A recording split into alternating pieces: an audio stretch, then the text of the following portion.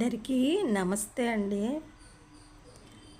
దేవీ నవరాత్రుల్లో ఇలా చిన్నపిల్లలకి ఇలా దేవిగా భావించి అమ్మవారిగా భావించి కూర్చోపెట్టి ఆ అమ్మవారికి సేవ చేస్తారనమాట.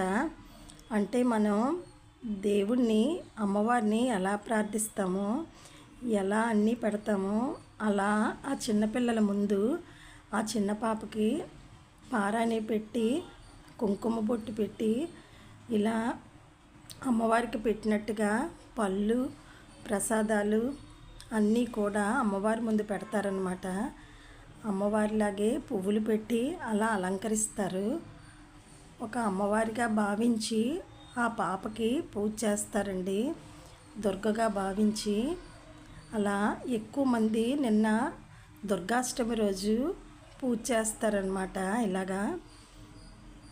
ఇలా చాలా మంచిది. మామూలు నవరాత్రులప్పుడు అమ్మవారిని పూజ చేసుకుంటాం.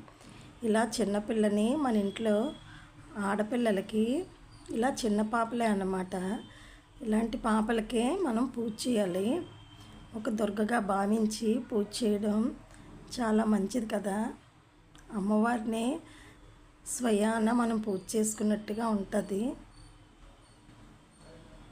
ఇలా పాపకు పూజ చేయడం వల్ల చాలా మంచిదండి. ఇది అలా కొంతమంది చేస్తూ ఉంటారు.